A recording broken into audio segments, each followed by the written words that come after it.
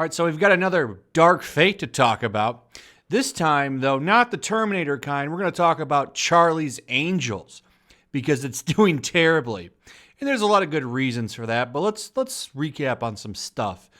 The Joker did great, made $1 billion. What happened with that movie? Pitchforks came out for it. Everyone was, we got to stop that movie from doing well.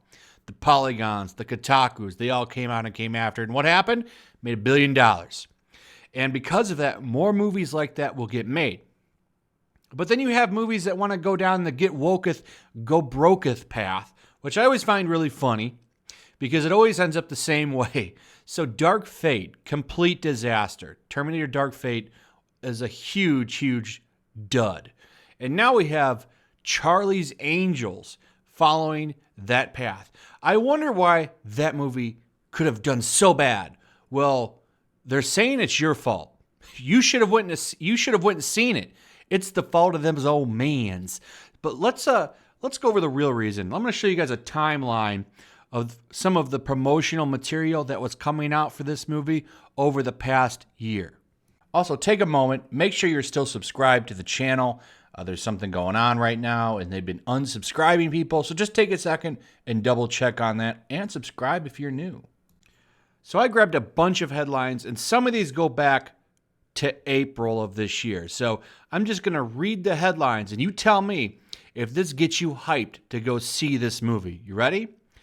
Charlie's Angels review. Kristen Stewart and Elizabeth Banks update the tacky, sexualized 70s series for 2019's woke culture. Charlie's Angels, Elizabeth Banks didn't want to label the sexuality of Kristen Stewart's character. I just felt that she's almost the way Kristen is. Kristen Stewart, Charlie's Angels reboot is woke, but still funny and weird. Elizabeth Banks on Charlie's Angels, women are the audience, and the message is to believe women. Kristen Stewart says Charlie's Angels will be funny and weird, not just woke. Kristen Stewart, Charlie's Angels reboot is woke. That's April 26th, 2019. Just how woke should the Charlie's Angels remake be? Very Eminem-ish looking Kristen Stewart there in the advertisement. Well, Kristen Stewart says Charlie's Angels reboot is woke and grounded. And we got this there, Cosmopolitan. Kristen Stewart says that the new Charlie's Angel reboot is going to be the woke version. How'd that all work out? Well, it bombed spectacularly. That is a complete dud. No one liked it. No one went and saw it. It was a huge turd. The end. And are you really surprised by that? When does this work? And I find this funny because it doesn't end here. Dark Fate just happened with the Terminator franchise. Just did a video the other day about James Bond. They're pretty much saying this is going to be the wokest James Bond ever. Like that's going to sell the movie. Say it's the Me Too version of James Bond. We're bringing it to we're going to update it for the new age.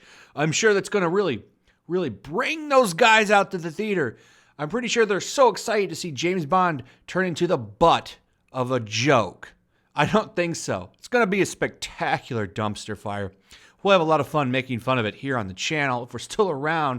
But nonetheless, this never works. So Charlie's Angels did horribly. In fact, The Numbers reports the film only made $8.6 million in its opening weekend. Oh, wait, you serious? Let me laugh even harder. Of course, this isn't sitting well with the director, Elizabeth Banks, who's been defending it. She did an interview with the Wall Street Journal, I believe, and she points out that Spider-Man has had a few reboots and has done well, and that this movie bombing reinforces a stereotype in Hollywood that men don't go see women in action movies. Now, I would have to completely disagree with her, as Wonder Woman made quite a bit of money. We can also throw Captain Marvel in there as well. I'm not a fan of Captain Marvel, and I think there was some shenanigans going on with that movie. However, it still made money. I think you can pretty much safely say a lot of guys went to see that movie. Wonder Woman, I will defend. I liked that movie quite a bit. That movie did very, very well. And a lot of guys sure as hell went to go see that movie. I was there opening night for that movie, and I liked it quite a bit. I thought it was a great movie, and I think a lot of people agree with me. I think the problem here, Elizabeth Banks, is that people just don't want to go see your woke trash. I think the get woketh, go broketh, a little saying there means something. And I don't know when Hollywood is going to get that through their skull. I don't know when they're going to listen, but maybe they should start listening. Because when you make the messaging of your movie about how woke it is and that it should be a movie about believing women, I think you kind of turn a lot of people off. People don't want to see that garbage. And I'm happy that your movie bombed, and I want this to be a message to Hollywood. I did try to pull this up, actually, and the Wall Street Journal has a paywall. I actually saw this quote on another website called Outline and other people talking about it. It shouldn't really surprise you anyway that they're blaming men. So now it's your fault. Did you want to go see this, right? Big surprise. Every time this happens, they start blaming guys, saying it's a guy's fault. You should have went and seen this. You istophobe. You hate women. No, we just hate bad movies. But how funny it is that they're blaming this on guys. And how are you going to pick Spider-Man, which is like the most successful comic book franchise of all time? Of course, people are going to keep going to see Spider-Man. Spider-Man's a very loved character. You're playing a franchise that was only really very viable and profitable in the 70s. And one of the main draws of that franchise was that it had hot women running around beating people up. This is a very, I'm not so sure you've got female Eminem here, running around and you say it's the woke version. I mean, nothing about that sounds sexy. How dare you? And if you want men to show up, I'm sorry, but Christian Stewart as Tom Cassidy really isn't going to make me want to show up to see your movie. You need to maybe, I don't know, put a little bit of sex appeal in there, but you didn't want to do that. So you literally are trying to run a franchise that's built on sex appeal and change it around and make it about a tomboy lady. Like, that's not, you can't do that. It's not going to work. And then saying, okay, well, if you don't come enjoy this movie, then, well, you're an istophobe, you turn people off even more. I mean, you'd be surprised when you do a movie right that has a female lead. You can see the results on the screen here on how well that works. But yeah, keep doubling down on that narrative that guys don't want to come see a female lead. I think they do. They just don't want to be told that they're garbage, and then they do accept the female version of Eminem as their leader. I don't think that's what people are looking for in a movie. But I just find it funny. It's been a minute since they've really came out and blamed guys for it. I really thought they were going to do it with Terminator Dark Fate, and they didn't. I kind of got to give the media some credit.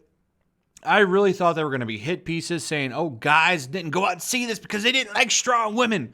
I really do think that the media got it, that John Connor was kind of a big thing. And even some critics agreed you're really just swapping one hero for the other, not really what people were looking for. They were kind of fair with that. So I was happy to see this. But once again, we flip back. We see that people are blaming men. Even everyone's favorite website, the Mary Sue, is kind of blaming men. It's a never-ending cycle. But let me tell you what's going to be really funny is when that James Bond movie that's coming out bombs. Because remember, I did a video on this not that long ago. They're claiming it's going to be the wokest of all James Bond movies. It's made for the new era, for the Me Too era, and it's going to be a spectacular bomb. No one wants to see James Bond become the butt of the jokes for the movie. And what are they going to do for that movie? They can't say no one wanted to go see James Bond. So I don't know what the next woke bomb will be. I'm really hoping Knives Out bombs next week. That will be quite hilarious to see, and I think that it just might, because Rian Johnson has done a very good job attacking fans and calling them trolls. So that's going to be really funny to see. Anyway, let me know your thoughts on this. Did you see Charlie's Angels? Did you like it? What do you think? Is this just, did you already foresee this movie being a turd? I sure as hell did. And I'm really looking forward to going and seeing Ford versus Ferrari. I think I'm going to go see that on Tuesday. Now, that movie destroyed this movie, so I feel the need to go see it. Plus, I hear it's really good. Saw really good reviews from Geeks and Gamers, and I think Neurotic also saw it and liked it, and somebody else did. So I'm going to go check that out.